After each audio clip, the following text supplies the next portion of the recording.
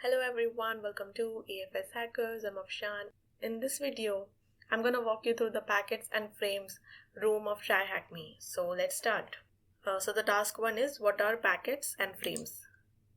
Packets and frames are small pieces of data that, when forming together, make a larger piece of information or message. However, they are two different things in the OSI model. A frame is at layer 2, the data link layer, meaning there is no such information as IP addresses. Think of this as putting an envelope within an envelope and sending it away.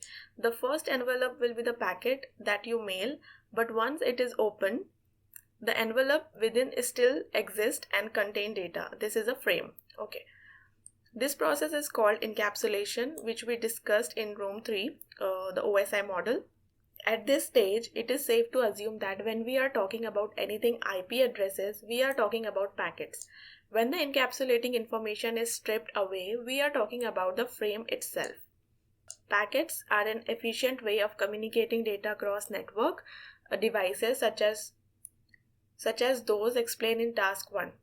Because this data is exchanged in small pieces, there is less chance of bottlenecking occurring across a network than large message being sent at once. Okay. For example, when uploading an image from a website, this image is not sent to your computer as a whole, but rather small pieces where it is constructed on your computer.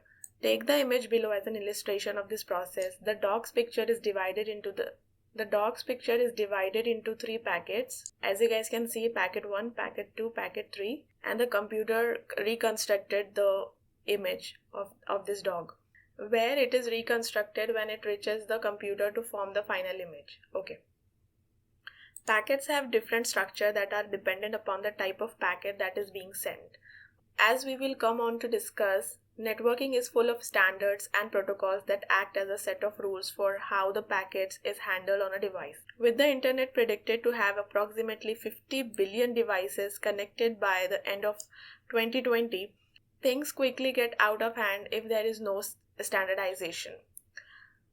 Let's continue with our example of the Internet Protocol. A packet using this protocol will have a set of headers that contain additional pieces of information to the data that is being sent across a network. Okay, let's see. Some notable headers include, the first one is time to live. This field sets an expiry time for the packet to not clog up your device if it is never managed to reach a host or escape. Second one is checksum. This field provides integrity checking for protocols such as TCP/IP. If any data is changed, this value will be different from what was expected and therefore corrupt. Source address.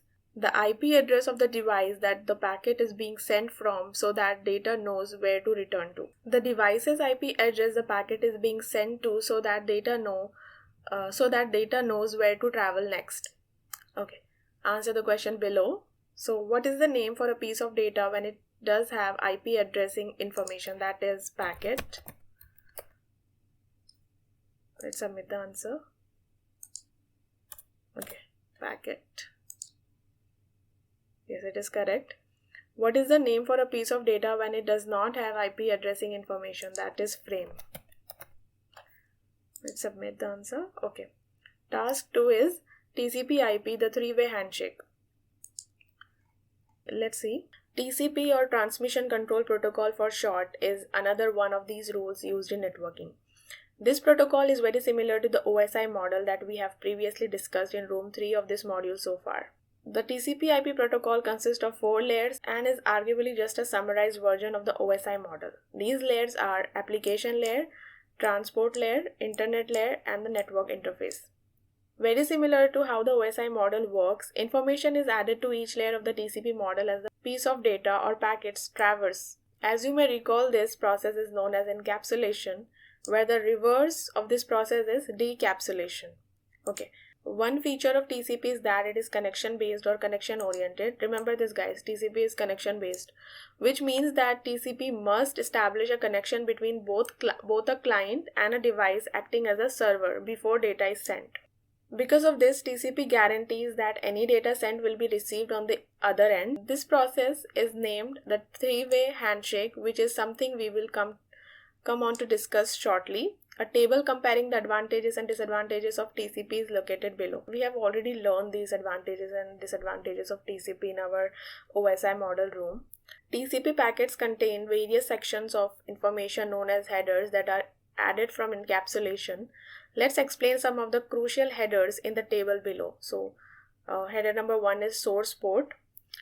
This value is the port opened by the sender to send the TCP packet from. This value is chosen randomly out of the port from 0 to 65,535 that are not already in use at the time. Okay. Destination port. This value is the port number that an application or service is running on the remote host, the one receiving data. For example, a web server running on port 80. Unlike the source port, this value is not chosen at random. Okay. Source IP. This is the IP address of the device that is sending that packet. Destination IP. This is the IP address of the device that the packet is destined for. Sequence number. When a connection occurs, the first piece of data transmitted is given a random number. We'll explain this more in depth further on. Acknowledgement number. After a piece of data has been given a sequence number, the number for the next piece of data will have the sequence number plus 1. We will also explain this more in depth further on. Checksum. This value is what gives TCP integrity. A mathematical calculation is made where the output is remembered. When the receiving device performs the mathematical calculation, the data must be corrupt if the output is different from what we sent. Next one is data. This header is where the data, that is bytes of a file that is being transmitted, is stored. Flag. This header determines how the packet should be handled by either device during the handshake process. Specific flags will determine specific behaviors, which is what we will come on to explain below. Next, we will come to discuss the three-way handshake, the term given for the process used to establish a connection between two devices. The three-way handshake communicate using a few special messages. The table below highlights the main ones. So step 1 is sync. The sync message is the initial packet sent by the client during the handshake. The packet is used to initiate a connection and synchronize the two devices together. We'll explain this further later on. Okay. Step 2 is SYNAC. This packet is sent by the receiving device, that is server, to acknowledge the synchronization attempt from the client. Third step is ACK or acknowledgement. The acknowledgement packet can be used by either the client or server to acknowledge that a series of messages packets have been successfully received. Step 4 is data. Once a connection has been established, data such as bytes of a file is sent via the data message. Step number 5 is FIN. This packet is used to cleanly or properly close the connection after it has been complete. The hash or RST. This packet abruptly ends all communication. This is the last resort and indicates there was some problem during the process. For example, if the service or application is not working correctly or the system has faults such as low resources. The diagram below shows a normal three-way handshake process between Alice and Bob in real life. This would be between two devices. Any sent data is given a random number sequence and is reconstructed using this number sequence and incrementing by 1. Both computers must agree on the same number sequence for data to be sent in a correct order. This order is agreed upon during 3 steps. The first step is syn client. Here is my initial number sequence or ISN to synchronize with 0. Second one is SYNAC server. Here is my initial number sequence or synchronize with 5000 and I acknowledge your initial number sequence is 0. The step 3 is ACK client. That is, I acknowledge your initial number sequence of 5000. Here is some data that is my ISN plus 1. Okay, so if this client has an initial number sequence is 0 and the final number sequence would be 0 plus 1, we will add 1 to each initial number sequence. And for example, client or the sender has the initial number sequence 1 or ISN 1. So the final number sequence would be 1 plus 1 is equal to 2. Okay, so TCP closing a connection. Let's quickly explain the process behind TCP closing a connection. First, TCP will close a connection once a device has determined that the other device has successfully received all the data. Because TCP reserves system resources on a device, it is best practice to close TCP connection as soon as possible. To initiate the closure of a TCP connection, the device will send a FIN packet to the other device. Of course, with the TCP, the other device will also have to acknowledge this packet. Let's show this process using Alice and Bob as we have previously explained. Like Alice will send the FIN packet to Bob and Bob will acknowledge this particular packet and close this connection, and Alice also in return gives the acknowledgement packet. In the illustration, we can see that Alice has sent Bob a FIN packet because Bob received this. He will let Alice know that he received it and that he also wants to close the connection using FIN. Alice has heard Bob loud and clear and will let Bob know that she acknowledges this. Okay, so let's answer the question below. What is the header in a TCP packet that ensures the integrity of data? That is checksum.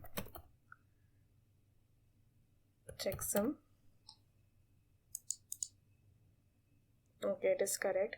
Provide the order of a normal three-way handshake with each step separated by a comma. Okay, the first step is sync.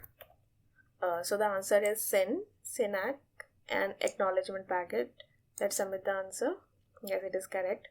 Task 3 is practical handshake. Let's see. Help Alice and Bob communicate by reassembling the TCP handshake in a correct order in the static lab attached to this task. Enter the value of the flag given at the end of the conversation into the question below. Let's click on this view site button. So that is, the first one is this send, that is, can you hear me, Bob? Yes, I can hear you. That is SYNAC. And this Alice will send this ACK packet, that is okay, great.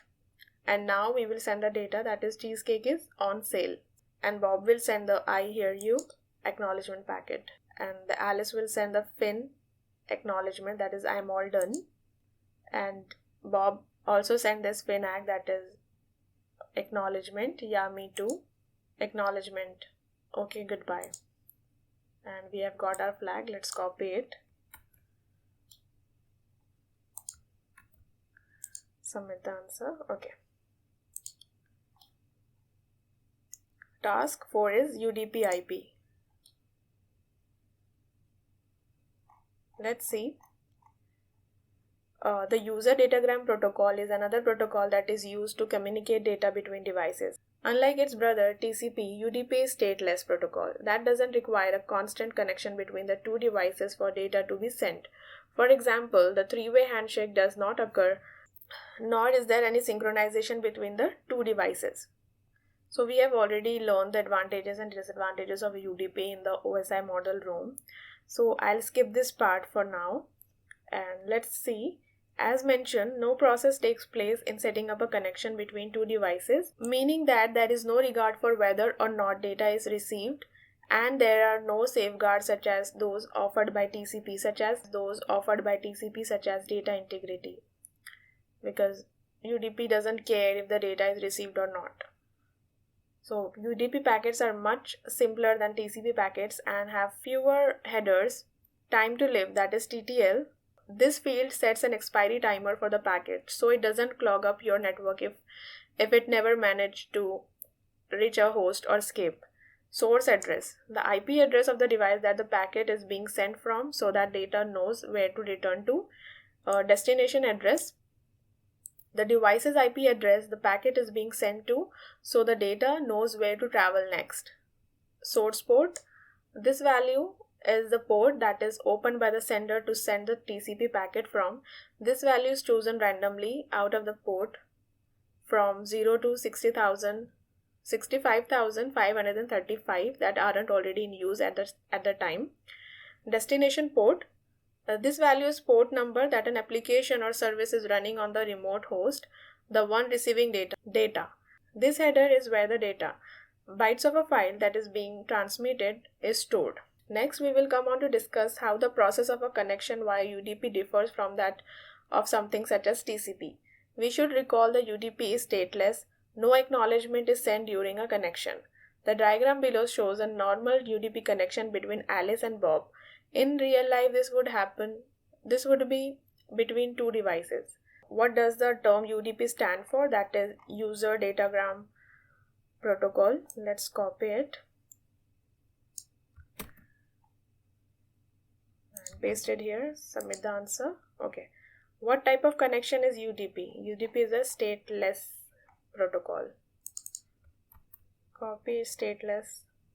Paste the answer here. Submit the answer. Okay. What protocol would you use to transfer a file? So we will use TCP because we don't want to lose the packet. What protocol would you use to have a video call? We will use UDP because we are fine if we lose the data. Okay. Task 5 is ports, one-on-one, practical.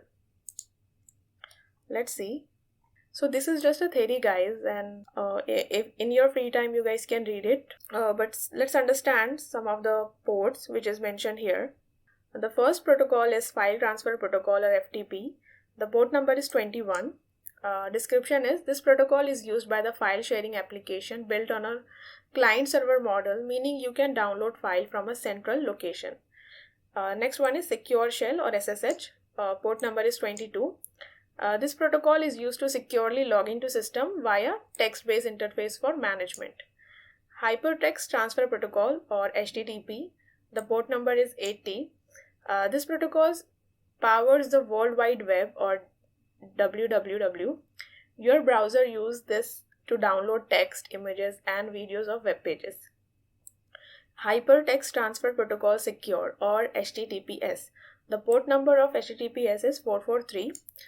This protocol does the exact same as above, however securely using encryption. Next one is Server Message Block or SMB. The port number is 445. This protocol is similar to the File Sharing Protocol or FTP protocol. However, as well as files, SMB allows you to share devices like printers. Last protocol is Remote Desktop Protocol or RDP. The port number is 3389. This protocol is a secure means of logging into a system using a virtual desktop interface as opposed to the text-based limitation of the SSH protocol. We have already practiced this protocol in our Hack the Box series. So if you haven't watched this series, go and check it out. So let's see the practical challenge. Open the site attached to this task and connect to the IP address 8.8.8.8 on port 1234 and you will receive a flag. So it is a very basic exercise we are going to perform. Okay, 8.8.8.8 and the port is 1234. Let's connect. Wow, thank you.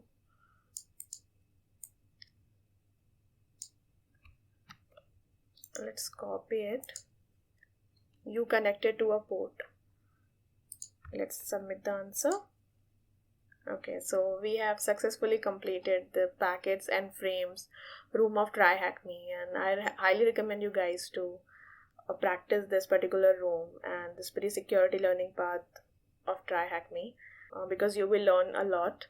I am learning a lot, so I hope you like this video, guys. If you did, then share this video with your friends and colleagues, and yes, don't forget to subscribe to my YouTube channel. We'll see you in my next video. Till then, take care and keep hacking. Bye bye.